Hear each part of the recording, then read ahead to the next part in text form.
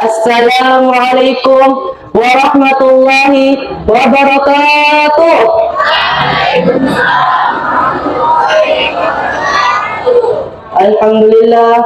Alhamdulillahi rabbil alamin. Wassalatu wassalamu ala asrafil anbiya'i wal mursalin wa ala ahlihi wa sahbihi ajma'in. Amma ba'du.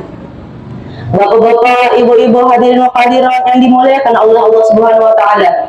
Pertama-tama, marilah kita bersyukur kehadirat Allah yang telah memberikan kita begitu banyak nikmat. Semoga kita menjadi orang yang bertakwa kepadanya. Salawat dan salam keharibaan junjungan Nabi besar kita Nabi Muhammad sallallahu alaihi wasallam dan para keluarga dan para sahabatnya. Semoga kita dapat syafaatnya di hari kiamat kelak. Bapak-bapak, ibu-ibu, hadirin wa hadirat yang dimuliakan Allah Subhanahu wa taala. Saya perkenalkan diri saya, nama saya Muhammad Fatih Atullah dari Pondok Pesantren As-Saqafi, Bandar Labuhan. Pimpinan Pondok Pesantren Al-Ustaz Muhammad Fatih Al-Malawi. Saya sekarang duduk di kelas 8 Madrasah Mutawasithah atau Al-Ula atau sederajat dengan Sanawiyah. Berdirinya saya di sini untuk menyampaikan uraian hikmah tentang sholat menuju jalan kemenangan. Kiranya bapak-bapak yang mendengar jangan ngantuk ya. Ibu-ibu yang baik hati jangan kelelap ya. Bapak-bapak, ibu-ibu, hadirin wal hadirat yang dimuliakan oleh Allah Subhanahu wa taala. Salat adalah perintah Allah yang dapat memberikan kita kemenangan baik di dunia maupun di akhirat. Yang dimaksud menang di sini adalah kita mendapatkan keberhasilan dalam mencapai ridha Allah.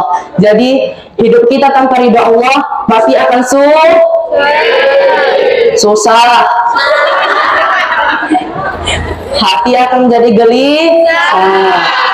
Tiap harinya taunya hanya marah. Kalau sudah begitu, akalnya pasti bun. Tiap harinya taunya hanya sabusah. Orangnya sudah tidak tahu mah.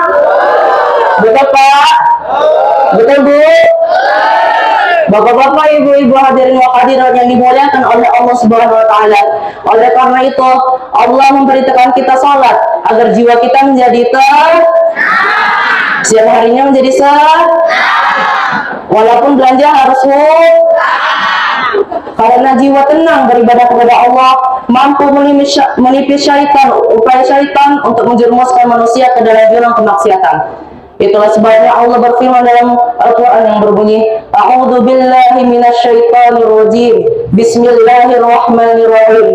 Wa aqimis sholata inna sholata anha 'anil fahsya'i wal munkar.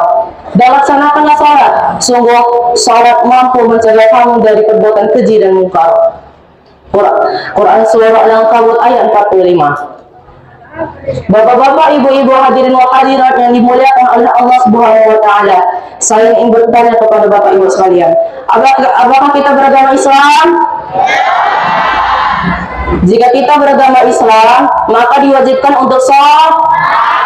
Jika tidak, jangan salahkan orang lain jika diri kita disebut sebagai orang kafir. Karena hanya orang kafirlah yang diharapkan untuk sholat. Saya ingin bertanya lagi, apakah kita sekarang dalam keadaan waras? Waras? Jika kita masih keadaan waras, maka diwajibkan untuk sholat. Jangan salahkan orang lain jika diri kita disebut sebagai orang gila. Karena hanya orang gila lah yang diharapkan untuk sholat. Bahkan ketika kita tidak melaksanakan sholat, sama saja kita itu melecehkan agama kita sendiri.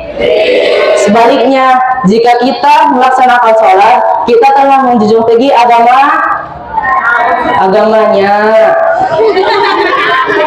Bapak-bapak, ibu-ibu, hadirin wa hadirat yang dimuliakan oleh Allah Subhanahu wa taala. Jika ada orang ganteng tetapi tidak sholat, dia akan rugi. Jika ada orang cantik tetapi tidak sholat, pasti ia akan rugi. Jika ada orang kaya, pejabat negara, pintarnya luar biasa, tetapi ia tidak sholat, pasti mereka akan merugi. Walaupun kayanya berlipat-lipat, mobilnya sampai 4, istrinya cantik memikat, jumlahnya pun sampai 4, tapi ia tidak melaksanakan sholat, pasti ia kena Namun ketika ada orang miskin, beras pun berasal dari raskin.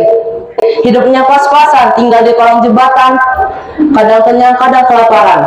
Tapi ia melaksanakan salat, insya Allah ialah yang mendapatkan keberhasilan dalam mencapai ridha Allah. Bapak-bapak, ibu-ibu, hadirin wal hadirat yang dimuliakan oleh Allah Subhanahu wa taala.